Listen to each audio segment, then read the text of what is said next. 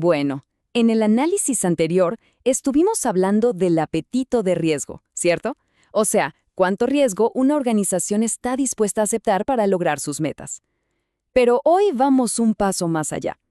Vamos a preguntarnos, si las reglas están tan claras, ¿por qué en el mundo real las decisiones muchas veces van por otro camino?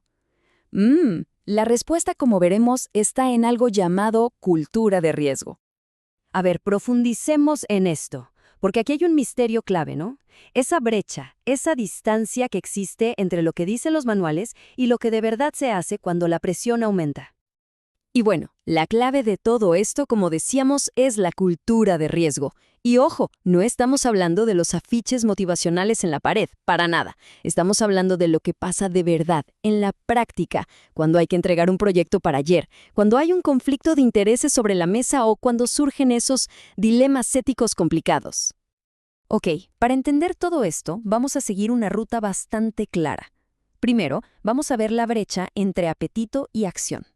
Luego, cómo pasamos de eslóganes a algo visible.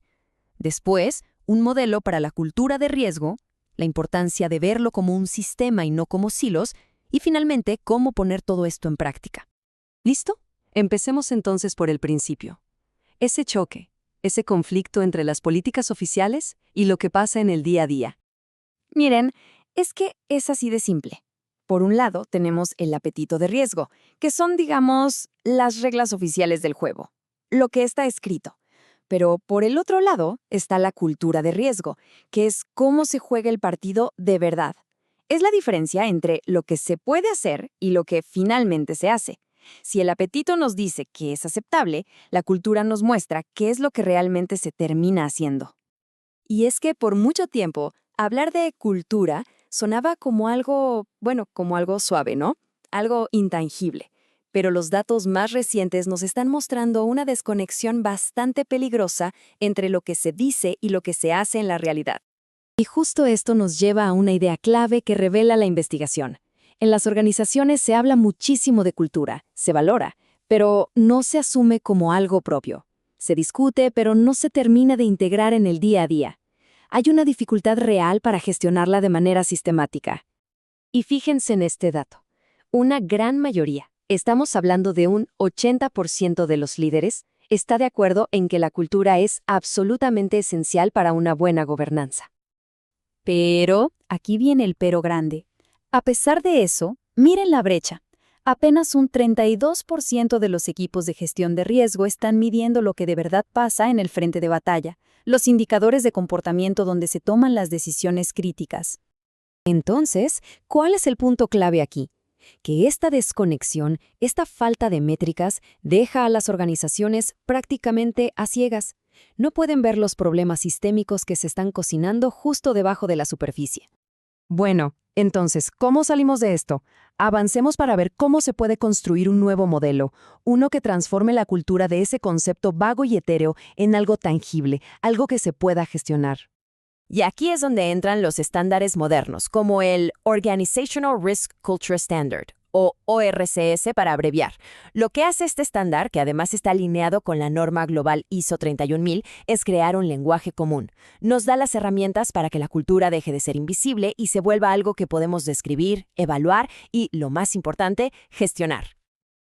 Lo interesante de este tipo de modelos es que nos muestran un camino, un viaje de madurez.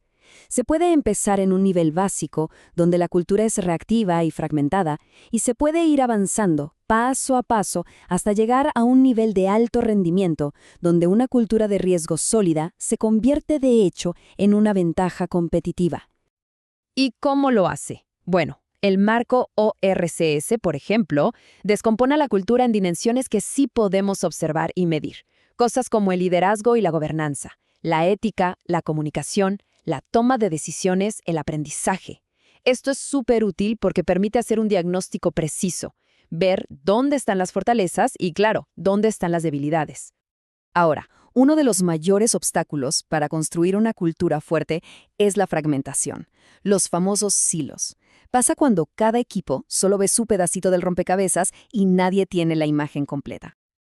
Pensemos en esto. Auditoría se enfoca en una cosa, riesgo en otra, cumplimiento en otra, Y al operar así, de forma aislada, los grandes riesgos sistémicos se les escapan a todos. Por eso el objetivo es romper esos hilos. Se necesita crear una responsabilidad que sea compartida, usando marcos de trabajo que conecten todo: los incentivos, las competencias de la gente, la calidad de la comunicación entre las áreas, todo. Y esta frase lo resume perfectamente. La cultura no se puede delegar, se debe vivir. Esto significa que no es tarea de un solo departamento. Exige que el liderazgo se involucre de lleno y que cada área de la empresa se adueñe de ella, que la haga parte de su ADN diario. Muy bien, ¿y cómo se ve todo esto en la práctica? Pensemos en sectores donde esto es absolutamente crítico, como el sector público, la seguridad corporativa o las empresas de energía. Aquí ya no estamos hablando de tener una buena gobernanza por cumplir, estamos hablando de evitar accidentes graves, de prevenir fallas en servicios esenciales o de evitar daños directos a la gente. Y es que las culturas de alto rendimiento tienen esta capacidad increíble. Convierten un riesgo potencial, incluso uno ético, en una ventaja competitiva. Un ejemplo genial es el de Patagonia y su famosa campaña "No compres esta chaqueta". En lugar de esconder el costo ambiental de sus productos, lo abordaron de frente, con total transparencia. ¿El resultado? Generaron una confianza brutal con sus clientes y a la larga, sus ventas aumentaron. Entonces, esto nos deja con una invitación, una forma de hacer un primer diagnóstico. Se trata de conectar el apetito de riesgo, lo que está en el papel, con las decisiones del día a día. Simplemente observar. ¿Las conversaciones y las acciones son coherentes con las reglas? Identificar en qué dimensiones hay más fragilidad. ¿Es en el liderazgo, en los incentivos, en la comunicación? Un primer análisis, aunque sea cualitativo, ya es un paso gigante para poner la cultura de riesgo en la agenda que corresponde. Y al final, todo se reduce a esta pregunta fundamental. ¿La cultura de una organización es un riesgo que se esconde a simple vista?